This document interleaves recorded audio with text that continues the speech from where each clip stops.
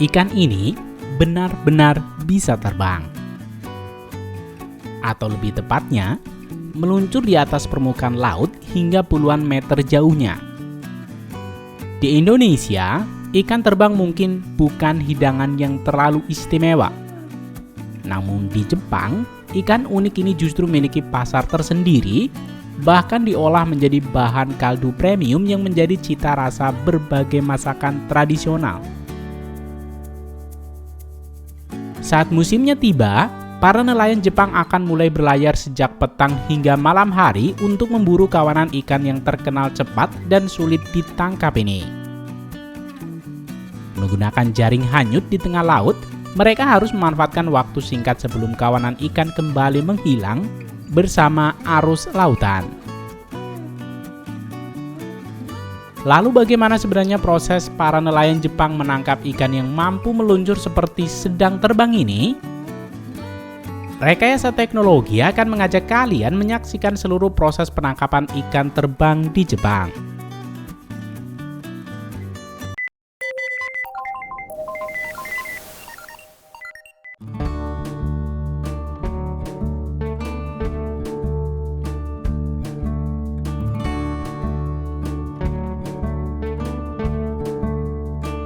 Berbeda dengan sebagian besar aktivitas penangkapan ikan yang dimulai sejak dini hari, para nelayan ikan terbang di Jepang justru lebih sering memulai persiapan saat matahari mulai condong ke barat.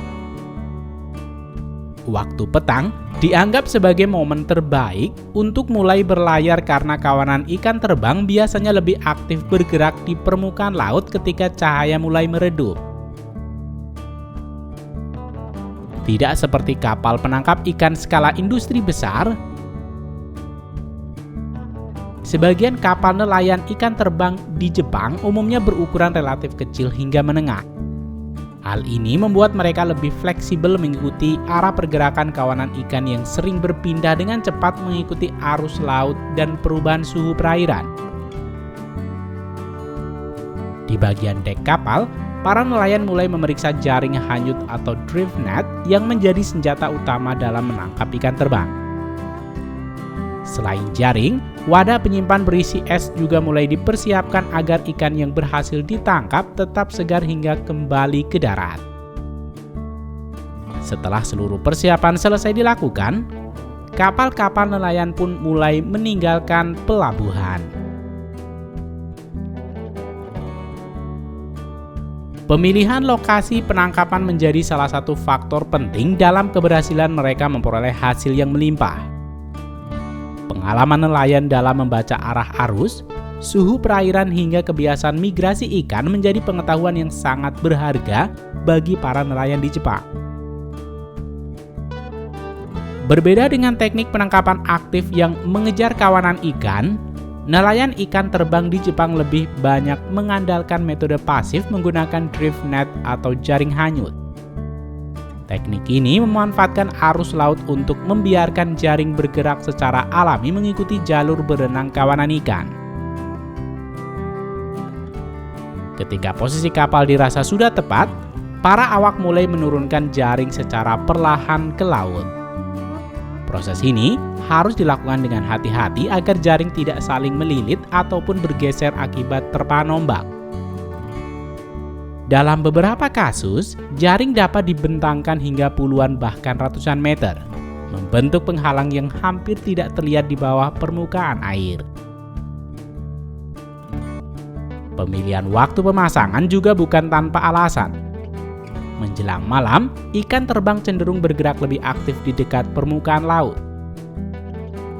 Kebiasaan unik inilah yang dimanfaatkan nelayan untuk meningkatkan peluang tangkapan. Ketika berenang dalam kelompok besar dan mencoba menghindari predator, ikan-ikan ini seringkali melompat keluar dari air dan meluncur rendah di atas permukaan laut sebelum kembali masuk ke perairan. Setelah seluruh jaring selesai dipasang, mesin kapal biasanya mulai melambat atau bahkan dibiarkan mengikuti arus. Kini, para nelayan hanya bisa menunggu, berharap kawanan ikan terbang mulai mendekati area penangkapan yang telah mereka siapkan di tengah laut yang mulai gelap.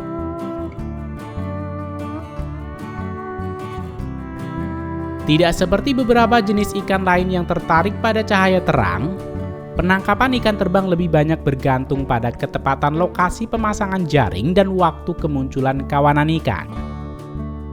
Saat merasa terancam oleh predator besar seperti tuna atau hiu, ikan terbang sering meloncat keluar dari air dan meluncur di atas permukaan laut menggunakan sirip dada panjangnya. Pada musim panen, momen seperti ini biasanya berubah menjadi pemandangan yang sangat menakjubkan. Dari kejauhan, kawanan ikan terbang terkadang terlihat berkilauan ketika meluncur rendah di atas laut, seolah ribuan anak panah perak bergerak cepat menembus gelapnya malam.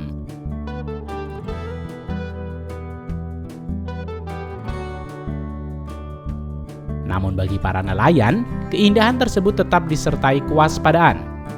Mereka harus memperkirakan waktu terbaik untuk mulai memeriksa jaring.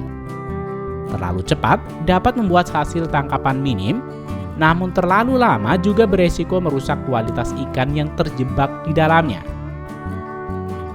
Dan ketika waktu yang dirasa tepat akhirnya tiba, para awak kapal pun mulai bersiap. Kini, saatnya mengangkat kembali jaring yang telah lama hanyut di tengah laut untuk melihat seberapa besar keberuntungan yang mereka dapatkan malam itu.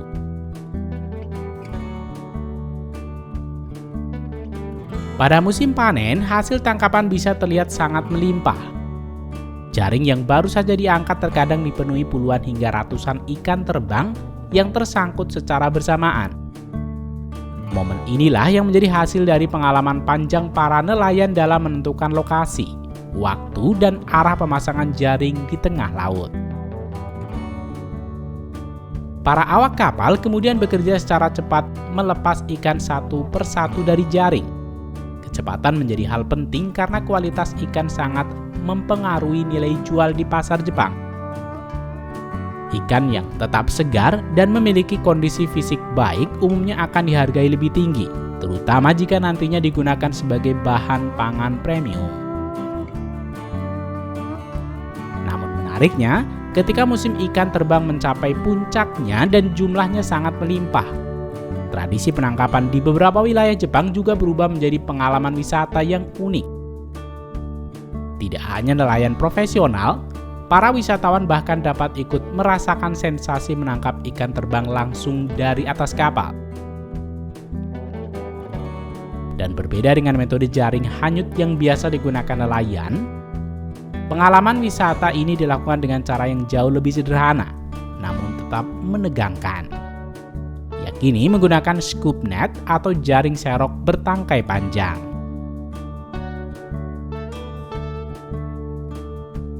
Meskipun terlihat sederhana, menangkap ikan terbang dengan metode ini ternyata tidak mudah. Gerakannya yang cepat membuat banyak peserta sering gagal pada percobaan pertama. Tidak jarang pula terdengar sorakan antusias ketika seseorang akhirnya berhasil menangkap ikan yang baru saja meluncur di atas permukaan laut. Selain menjadi hiburan musiman, aktivitas ini menjadi cara unik untuk memperkenalkan tradisi perikanan lokal Jepang kepada para wisatawan. Pengunjung tidak hanya melihat proses penangkapan dari kejauhan, tetapi benar-benar ikut merasakan bagaimana sulitnya menangkap ikan yang terkenal lincah ini. Setelah seluruh hasil tangkapan berhasil dikumpulkan, pekerjaan para nelayan belum benar-benar selesai. Karena ikan terbang termasuk hasil laut yang kualitasnya dapat menurun dengan cepat. Menjaga kesegaran sejak menit pertama setelah ditangkap menjadi langkah yang sangat penting. Di atas kapal, ikan-ikan yang baru dilepaskan dari jaring biasanya langsung dikumpulkan ke dalam wadah penyimpanan khusus. Untuk memperlambat penurunan kualitas, para nelayan segera menambahkan es dalam jumlah cukup agar suhu ikan tetap rendah selama perjalanan kembali menuju pelabuhan.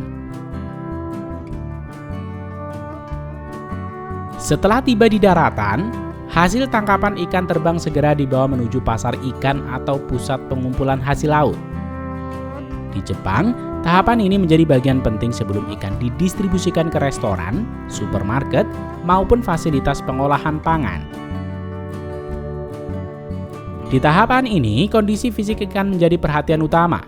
Ikan dengan ukuran seragam, kondisi tubuh utuh, dan tingkat kesegaran yang baik biasanya akan masuk ke kategori bernilai lebih tinggi. Sementara hasil tangkapan dengan ukuran kecil atau kualitas berbeda dapat dialokasikan untuk kebutuhan pengolahan tertentu. Selesai disortir berdasarkan kualitas, ikan juga mulai dipisahkan sesuai tujuan pemasaran.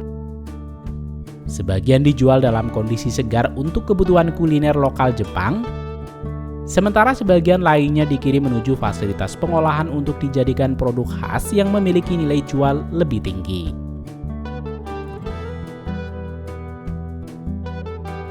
Setelah melewati proses sortir, sebagian ikan terbang pilihan akan dikirim menuju fasilitas pengolahan tradisional maupun skala kecil hingga menengah untuk diubah menjadi produk khas Jepang yang dikenal sebagai dry flying fish atau sering disebut ago. Produk inilah yang nantinya banyak digunakan sebagai bahan dasar kaldu khas Jepang atau agodashi, yang terkenal memiliki cita rasa gurih ringan dengan aroma laut yang khas. Proses pengolahan biasanya dimulai dengan pembersihan ikan. Para pekerja akan membersihkan ikan dari kotoran dan bagian dalam tubuh yang tidak digunakan. Pada beberapa produsen, tahapan ini juga disertai pencucian menggunakan air bersih agar kualitas produk tetap terjaga. Setelah dibersihkan, ikan kemudian mulai ditata untuk memasuki tahap pengeringan. Di beberapa wilayah Jepang, metode tradisional masih cukup sering digunakan, yaitu dengan menjemur atau mengeringkan ikan secara perlahan agar kadar airnya berkurang tanpa menghilangkan karakter rasa alaminya. Sementara produsen modern terkadang memanfaatkan ruang pengeringan bersuhu terkontrol untuk menghasilkan kualitas yang lebih seragam. Dalam beberapa proses tradisional, ikan terbang bahkan mengalami tahap pemanggangan ringan sebelum benar-benar dikeringkan. Langkah ini dipercaya dapat memperkuat aroma khas yang nantinya akan keluar ketika ikan direbus menjadi kaldu. Setelah benar-benar kering, ikan terbang akan dikemas atau langsung dipasarkan ke restoran, toko bahan makanan, hingga produsen kuliner tradisional Jepang. Untuk membuat kaldu, ago biasanya direbus bersama bahan lain hingga menghasilkan rasa umami yang ringan namun kompleks, menjadikannya salah satu rahasia rasa pada berbagai hidangan Jepang, termasuk ramen tentunya, sup, dan mie tradisional.